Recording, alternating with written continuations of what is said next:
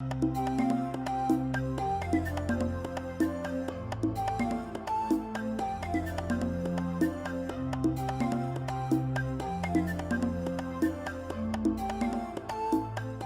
Togo, du nord au sud, le quotidien de multiples familles n'est donc plus le même depuis quelques années. Elles oublient progressivement le douloureux souvenir des corvées et des difficultés d'accès à l'eau potable, aux soins de santé primaire et à des infrastructures socio-économiques de base. La vie de nombreuses populations togolaises a connu de nettes améliorations au cours de ces dernières années. Elles peuvent toucher du doigt les réalités de la dynamique de développement dans laquelle le pays s'est inscrit résolument sous l'impulsion des plus hautes autorités.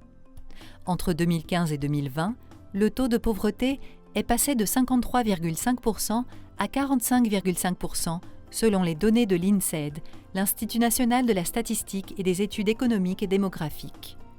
Le changement de visage du Togo se ressent dans l'amélioration significative des conditions de vie des communautés et la réduction continue des situations d'inégalité. Cette cadence est portée à bout de bras par le Programme d'urgence pour le développement communautaire. Cette initiative, conduite entre 2016 et 2020, avait pour objectif de contribuer à l'amélioration des conditions de vie des populations vivant dans les zones peu ou mal desservies par les infrastructures socio-économiques de base, afin de réduire les inégalités sociales. Ce programme multisectoriel du gouvernement, dont la gestion est confiée au PNUD, est supervisé par un comité de pilotage composé de plusieurs membres du gouvernement et présidé par le Premier ministre. La lutte contre la pauvreté est l'un des axes essentiels de la politique du président de la République, son Excellence M. Faure Zimna Gnassingbé. Malgré les nombreuses initiatives et programmes sociaux qui sont pilotés à travers les différents ministères, il restait encore une demande forte et croissante en matière d'infrastructures sociales, d'infrastructures communautaires, de marchés, d'écoles, de latrines, de forages. Et il était important de répondre très rapidement à ces demandes-là qui venaient du nord au sud dans la plupart des contrées.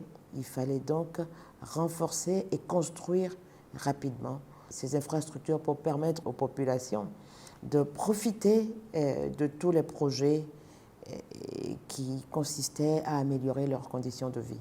Je dirais que le PUDC a été lancé au Togo dans un contexte d'opportunités et de défis. Le Togo avait déjà fait de gros efforts en matière de réduction de la pauvreté, avait atteint des taux de croissance économique très appréciables, de l'ordre de 5 à 6%. Mais le Togo s'était également rendu compte que des régions restaient défavorisées. Des groupes de population n'avaient pas bénéficié des effets de cette croissance. Et donc, il y avait une volonté politique de redresser cette situation. Donc, il fallait relever ce défi et trouver à la fois, à travers les réformes économiques, les moyens d'adresser cette question, mais également en attendant que les réformes produisent les résultats attendus, il fallait trouver des solutions transitoires.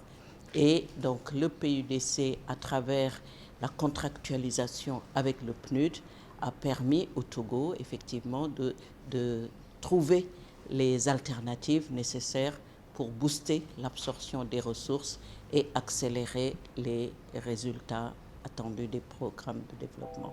Lancé sur fonds propres du gouvernement du Togo avec le soutien du gouvernement japonais et exécuté par le Programme des Nations Unies pour le développement, ce programme répond directement aux besoins prioritaires des populations à la base.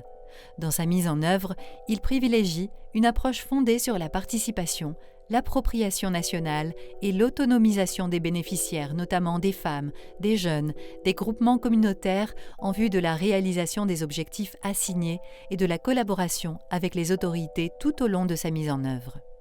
Il a permis de couvrir effectivement les 5 régions administratives et 23 préfectures du Togo. Dans son exécution, 4 composantes techniques majeures ont été privilégiées. Développement des infrastructures socio-économiques de base, renforcement des capacités institutionnelles des acteurs nationaux et locaux, développement de l'entrepreneuriat rural, développement d'un système d'information et de géolocalisation des infrastructures. Cette organisation a permis de cibler les populations vulnérables vivant dans les zones peu ou mal desservies par les interventions de l'État.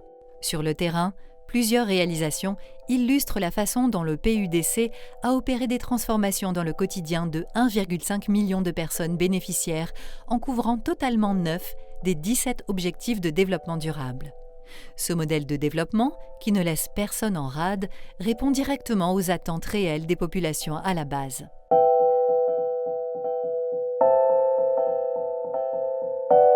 Avant, nous étions sous la patame. Il y a des serpents qui tombent et on tue. On n'arrive pas à suivre le cours. S'il pleut, on n'arrive pas à travailler. On nous laisse partir à la maison. Toutes nos affaires sont mouillées. Maintenant, quand on nous a construit un bâtiment, maintenant s'il pleut, on peut rester ici pour travailler. Et s'il fait sombre, on allume la lumière et on peut travailler. Tout le monde voit. Dans cette nouvelle classe, on est 2 dans les bancs. Et cette classe est grande. Et auparavant, nous étions au moins 99 ou bien 100 dans les classes, mais maintenant, nous sommes moins de 40 dans chaque classe.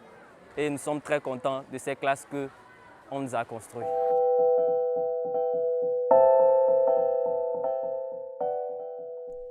À Lamatessi, bourgade située à plus de 295 km au nord de Lomé, la capitale, dans la préfecture de Tchaoudjo, région centrale, l'accès à l'eau potable a longtemps été une corvée pour les populations, surtout les femmes et les jeunes filles chargées de l'approvisionnement domestique.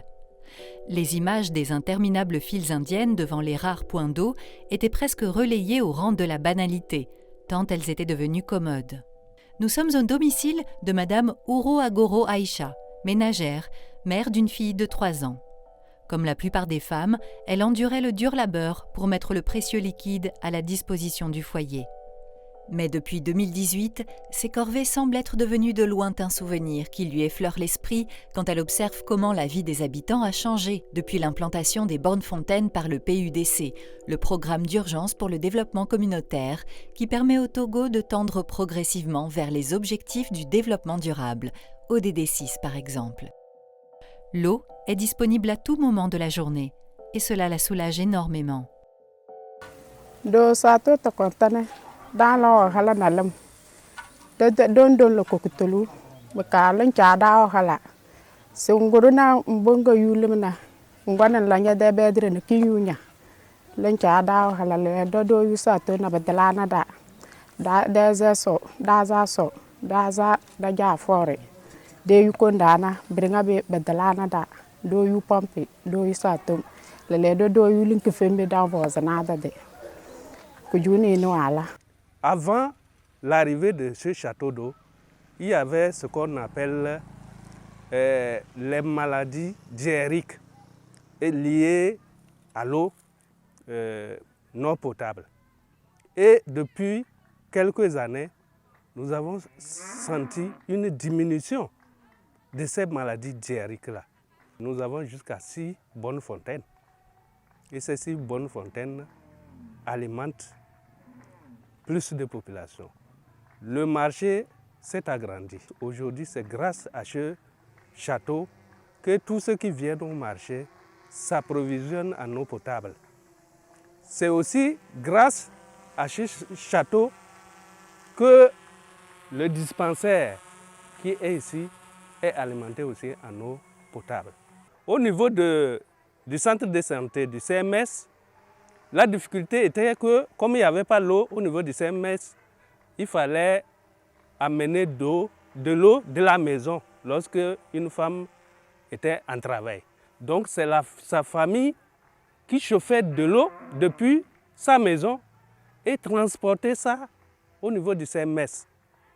Mais actuellement, il suffit d'ouvrir, recueillir l'eau, la chauffer sur place là-bas et maintenant faire tout ce qu'on veut pour une femme qui est en couche.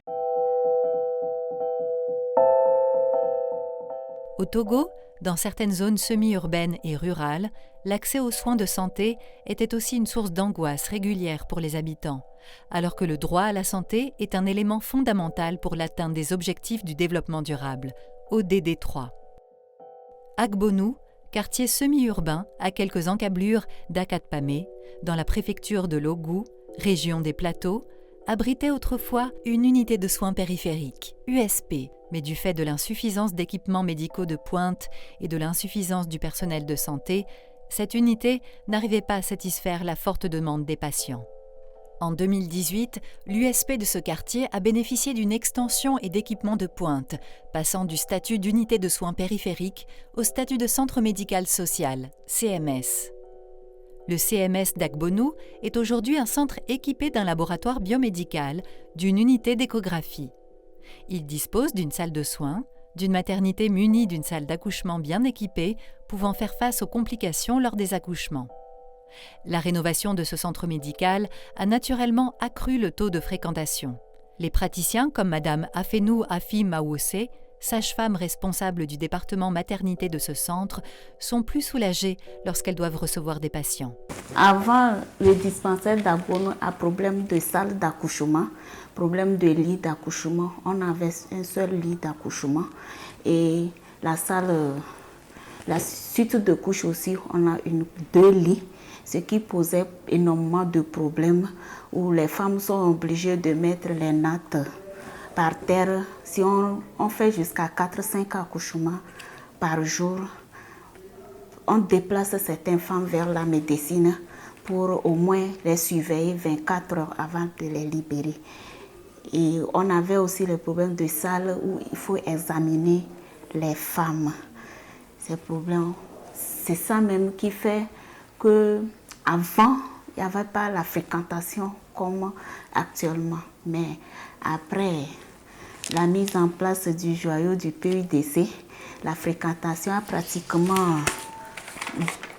doublé en consultation prénatale. En 2018, ça fait 232 toute l'année, mais 2019, 259, mais cette année, on est allé à 420. Donc, ça a pratiquement doublé et l'affluence qu'on a atteint de constater le début de cette année promet qu'on peut aller jusqu'à 800 cette année. Le milieu est confortable. Quand elle me demande après l'accouchement, elle demande à rentrer. Mais là, on ne trouve plus, ça ne pose plus de difficultés. Elle respecte les 72 heures d'observation avant qu'on ne les libère. Cap sur le sud-ouest du Togo, dans la préfecture de Lakébu, précisément dans le village de Ouadani, à proximité de la frontière avec le Ghana. Cette zone enclavée ne disposait pas d'assez d'infrastructures socio-économiques de base.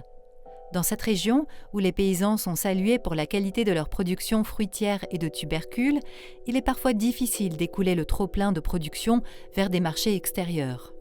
La faute à un réseau routier détruit et vétuste ou presque inexistant, qui était un vrai cauchemar pour ces valeureux paysans.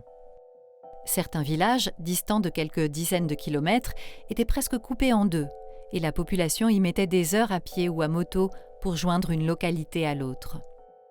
En 2018, grâce au PUDC, 22,6 km de routes en terre-plein ont été aménagés, permettant ainsi de relier les localités de Palavé à Yagba, Kotora, Konou.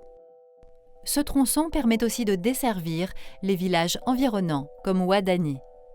Ces pistes réaménagées autorisent une meilleure fluidité du trafic pour les populations qui n'en demandaient pas mieux.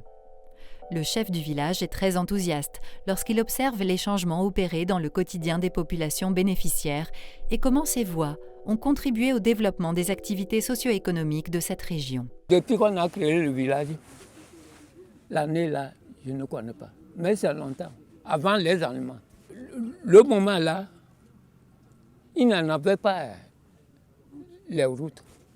Et jusqu'à présent, nous n'avons pas aucune route qui a passé. Grâce à Fort, c'est lui qui est venu puis il a tracé les routes. Et maintenant, la route qui mène d'ici à Niela, ça fait 46 km. Des difficultés, c'est que la population vraiment était dans un état vraiment très grave, puisque manque des routes. Vraiment, quand il y avait eu des malades, tout cela, avant d'arriver, d'atteindre au centre de Kounioou, puisque c'est le grand hôpital, vraiment, ça crée beaucoup de problèmes. Il y avait pas le déplacement était très difficile pour la population, en général. Même l'écoulement de nos marchandises, vraiment, c'était un problème pour nous.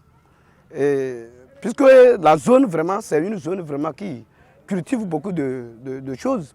Et malheureusement, comme il n'y avait pas les routes, les marchandises étaient restées comme ça. Des fois, ça pourrit sur le marché. Et c'est ce qui crée de la pauvreté à la communauté. Aujourd'hui, ce que nous sentons, la population, je crois que tout le monde témoigne qu'avec la réhabilitation de ces routes, il y a eu beaucoup de changements. Le déplacement est devenu très facile. L'écoulement de nos produits, maintenant, c'est très facile. Les gens quittent le Ghana, les gens quittent des villages environnants, des pays environnants, pour venir chercher des marchandises, ici, surtout à Kamina, à Kounioou, à Wadani, un peu partout.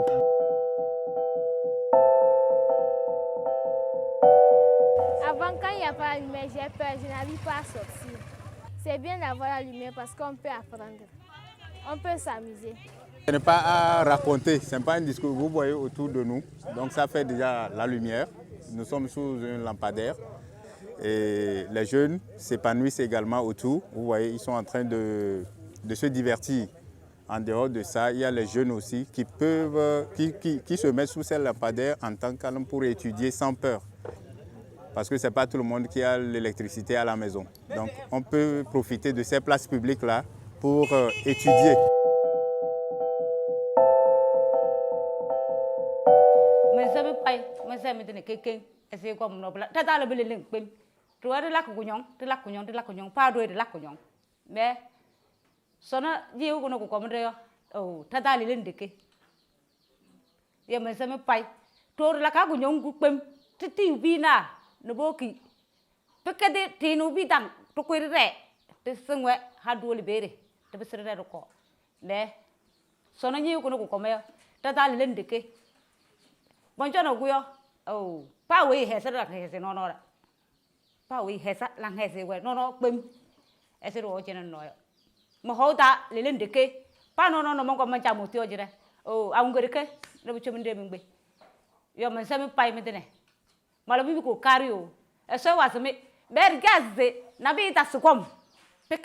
Avec le PUDC, nous avons beaucoup bénéficié.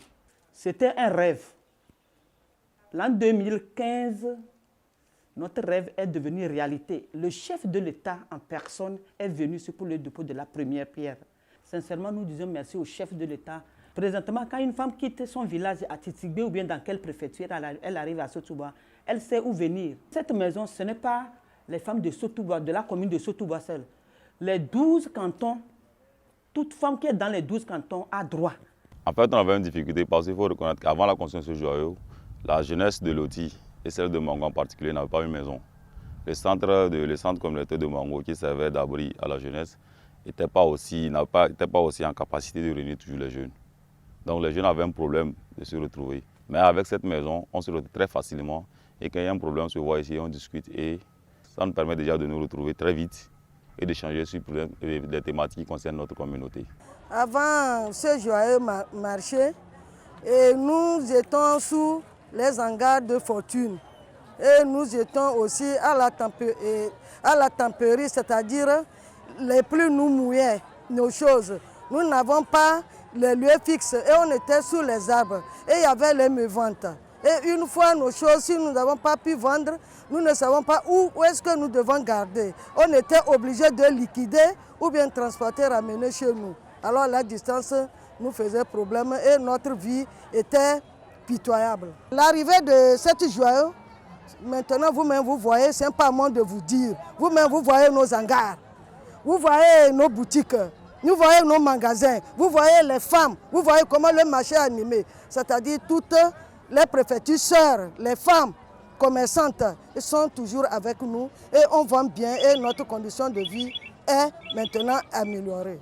Je tiens à remercier le PUDC pour ce projet Avant, il y avait l'inondation, il y avait tout un dépotoir ici. Et personne ne pouvait passer comme ce qui se passe aujourd'hui où les gens passent et repassent et repassent. Ça a changé l'image de notre quartier qui, entre-temps, était le nid, un nid d'insectes, de moustiques et de... Je ne sais pas comment le définir, quoi. C'était vraiment du n'importe quoi ici. Actuellement, ça a tout changé. Dans sa mise en œuvre, le programme d'urgence de développement communautaire, PUDC, a mis en avant le partenariat avec les services de l'État comme l'ANADEP, l'ANASAP, les ministères en charge de développement à la base, de la santé, de l'éducation et des pistes rurales. La praticabilité et la durabilité des pistes rurales réhabilitées sont assurées en toute saison. Le temps de parcours et le coût de transport des personnes et des biens, ainsi que le coût d'exploitation des engins motorisés ou non motorisés sont considérablement réduits. Et les bénéficiaires directs ou indirects en parlent jusqu'aujourd'hui. Notre collaboration avec le PUDC, l'une des choses que nous avons vraiment appréciées, c'est que le PNUD avait validé toutes nos propositions de renforcement de capacité en faveur des bénéficiaires. Je souhaite que d'autres idées de projets naissent, mais vraiment pour continuer tout ce que le PUDC a fait, de voir qu'on met l'argent dans ce qu'on voit, mais en même temps dans la construction de l'homme. Parce que c'est l'homme qui fait le développement. Avec peu de ressources, environ 33 milliards sur les 155 milliards de francs CFA prévus, le PUDC a pu atteindre des résultats en un temps record. 92% des ressources ont été allouées aux infrastructures socio-économiques de base. 250 000 personnes désenclavées. Facilitation d'accès aux soins de santé pour 750 000 personnes.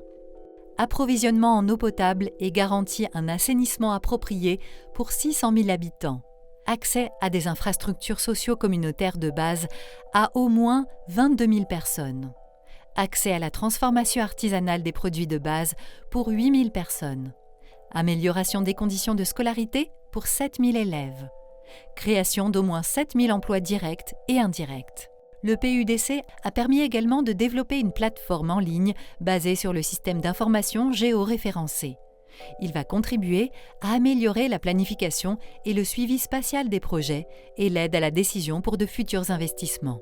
La réduction des inégalités et de la pauvreté grâce à ce programme suscite de nombreux espoirs. Merci beaucoup pour ce bienfait, car maintenant nous sommes espacés dans les classes. Nous pouvions écrire, poser nos sacs et pouvoir bien suivre les cours. Je demande la bénédiction divine sur ces autorités-là. Et je souhaiterais qu'ils pensent toujours à nous, surtout au niveau des sanitaires, urinoirs et WC, surtout pour les enfants. Il y a ça, c'est très important aussi. C'est ça qui est notre souci majeur aussi. Nous remercions PNUD et le président de la République à cause de cette eau. Les interventions du PUDC ont permis d'enregistrer des progrès majeurs et rapides dans les domaines prioritaires tels que l'éducation, l'agriculture, la santé, la protection sociale, l'accès à l'énergie, l'alimentation en eau potable en milieu semi- et périurbain, l'autonomisation économique des femmes, des jeunes et des autres groupes vulnérables, ainsi que l'assainissement du cadre de vie des populations. Le PUDC, c'est un programme et un projet du gouvernement du Togo qui a été exécuté par le PNUD. Donc, tout le mérite revient au gouvernement et à son Excellence le chef de l'État qui a eu confiance au PNUD et qui nous a demandé de l'accompagner dans cette belle vision. Toutes les évaluations du PUDC qui ont été faites, aussi bien par des bureaux indépendants que les bureaux d'évaluation interne du PNUD, montrent que c'est un programme transformateur. C'est un programme à fort impact au niveau des communautés et ça, nous en sommes très satisfaits. Le rôle du PNUD, c'est d'accompagner le développement dans un pays et dans un État.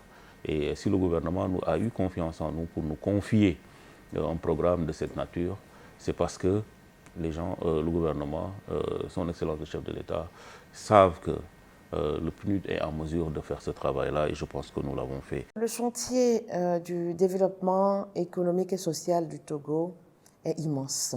La tâche est lourde, mais l'ensemble du gouvernement est mobilisé à travers la feuille de route pour réaliser le rêve et la vision du président de la République pour les Togolais. Les objectifs de développement durable, qui ont pour principe la création de richesses, l'inclusion et la durabilité environnementale, demandent qu'on ait des stratégies intégrées, très rapides, qui mobilisent les énergies de tout le monde, et le PUDC a été une illustration parfaite. Globalement, le programme d'urgence de développement communautaire a eu un bon niveau d'efficacité et d'efficience au regard des résultats obtenus et du taux d'exécution.